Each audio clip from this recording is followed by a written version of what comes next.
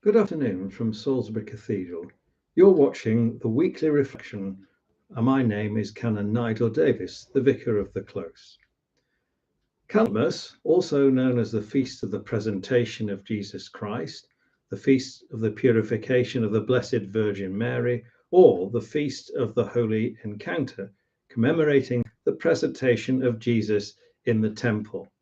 It's based on the account in St. Luke's Gospel.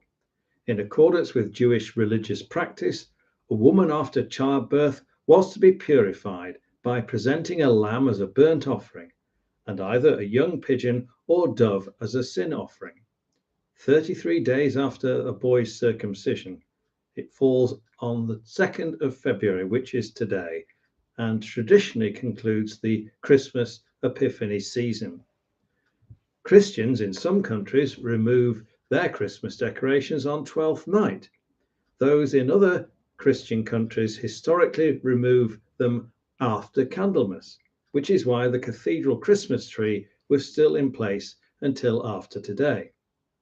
On Candlemas, in former times, church candles were blessed, and many Christians brought their candles to their local church, where they were also blessed and then used for the rest of the year.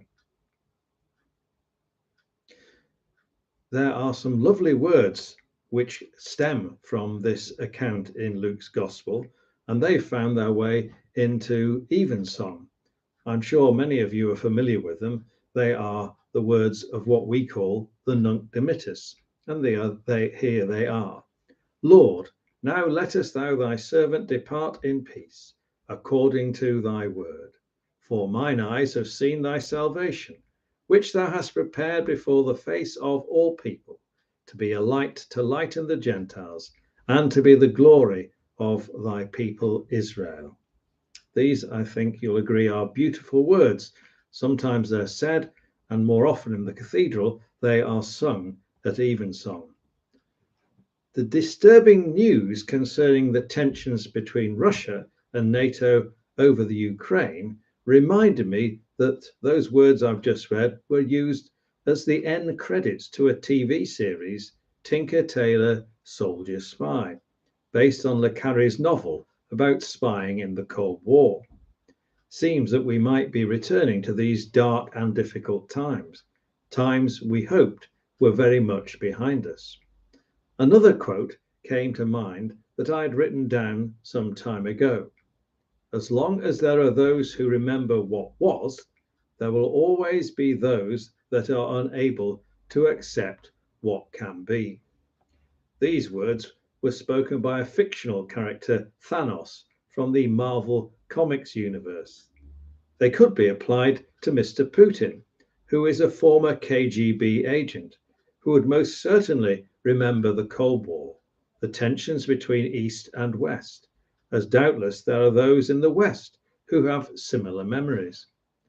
They haven't let go of the past and indeed are reverting to behaviours that were learnt during those difficult times. Past behaviours just won't do. It's as if the experience of capitalism, the pandemic, and conflicts in Afghanistan and Syria have taught us nothing.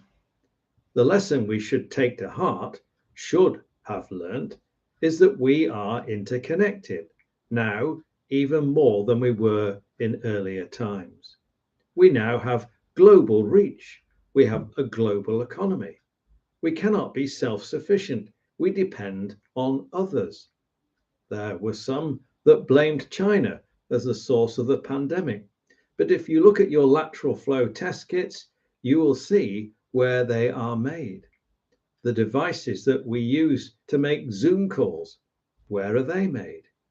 Europe gets its gas from Russia, so they have an additional bargaining chip.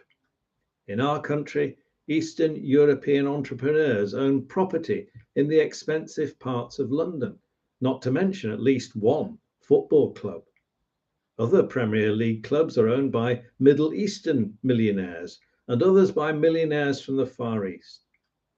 The pollution we generate through the stuff we throw away affects the oceans around the world. The reality of climate change is seen in the weather across the world, and in the migration of people escaping drought. Then there are the people being trafficked across the world, escaping war-torn areas. The list goes on, which makes the posturing of the Russians and NATO seem to me to be outdated. The nuclear arms race saw a phrase mutually assured destruction coined, meaning that if there was a nuclear conflict, no one country would win. No country would be unaffected. This reality was thought to be a deterrent. I would argue that we are getting close to mutually assured destruction because of the way we are treating our planet. If we don't do something soon and together, it won't really matter which nation is top dog.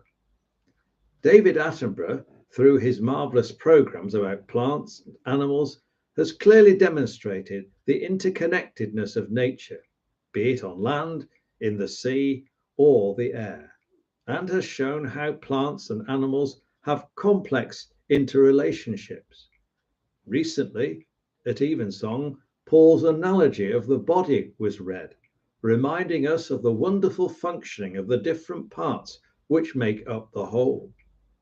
Jesus prayed that his followers would be one, forming for caring for each other, supporting and being a community of mutuality.